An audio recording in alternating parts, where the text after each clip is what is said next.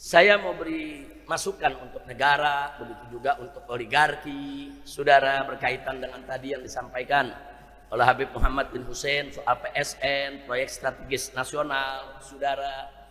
Bukan rakyat tidak mendukung, bukan ulama tidak mendukung, bukan habaib tidak mendukung. Kita mendukung proyek strategis nasional, tapi proyek tadi nggak boleh melanggar aturan.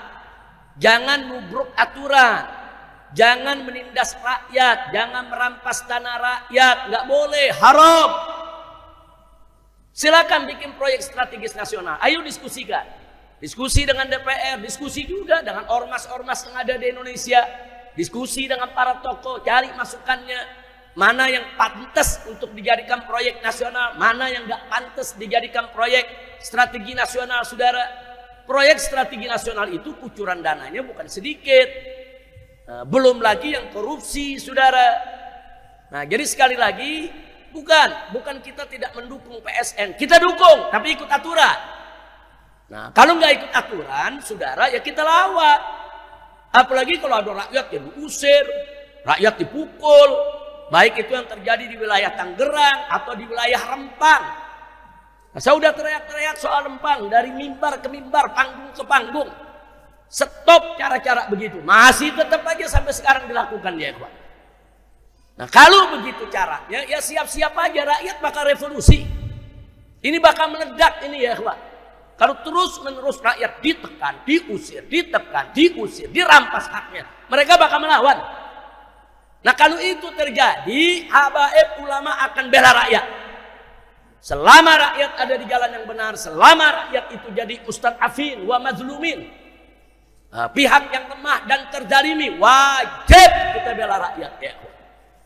Nah, maka itu kita udah berikan nasihat dari jauh-jauh hari, janganlah mau PSN coba dikaji ulang. Kita udah sampaikan secara baik-baik, coba lihat dulu dong, masa karena rakyat dirampas kemudian rakyat diperlakukan dengan tidak baik, nggak boleh seperti di Pulau Rempang ya, kuat. Pulau Rempang itu umat udah hidup di sana dari sebelum Indonesia ada. Mereka tinggal di sana, ada 17.000 penduduk, itu sudah tinggal 100 tahun lebih.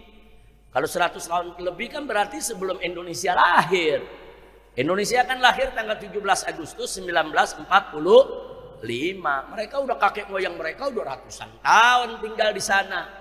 Nah, tahu-tahu sekarang mereka dituduh penghuni liar, nggak punya sertifikat. Orang dulu nggak ada yang ngurus sertifikat. Kadang-kadang girik aja nggak punya. Tahu-tahu datang pengusaha punya sertifikat. Dari mana tuh sertifikat? Dengan alasan ini kami punya sertifikat, wilayah ini kami yang punya, maka 17.000 masyarakat Melayu yang sudah ratusan tahun tinggal di Pulau Rempang dipaksa harus pindah.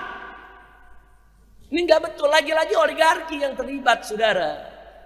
Nah, jadi kita kasih tahu kepada para oligarki, jangan sombong lah. Jangan mentang-mentang kaya raya, punya duit, bisa beli pejabat kanan kiri, terus mau seenak-enaknya, jangan. Hati-hati, hati-hati. Saya pengalaman dulu di tahun 98, sebelum 98 begini nih. Pada sombong, saudara, pada nggak tahu diri, akhirnya meledak, masyarakat ngamuk di mana-mana. Nah, kita nggak mau terulang lagi tahun 98. Saudara, kita ngalami betul 98 juga kita sudah nasihati, para konglomerat, jangan sombong, jangan semua usaha rakyat kecil diambili satu persatu oleh mereka. Hati-hati, rakyat kecil nggak bisa bersaing, rakyat yang kecil nggak bisa bersaing dengan konglomerat. Tapi kalau mereka sudah marah, mereka bisa ngamuk, mereka bisa revolusi, dan itu terjadi. Nah, sekarang kita nggak mau terulang lagi 98. Tolong, para oligarki jangan sombong, jangan mamer-mamerin kekuasaan. Kita nih berkuasa, siapa melawan kita? Jangan sombong, jangan. Saya termasuk yang protes. Apa tuh mau unjuk-unjukin patung naga segede-gedenya ya, ikhwan? Ada apa?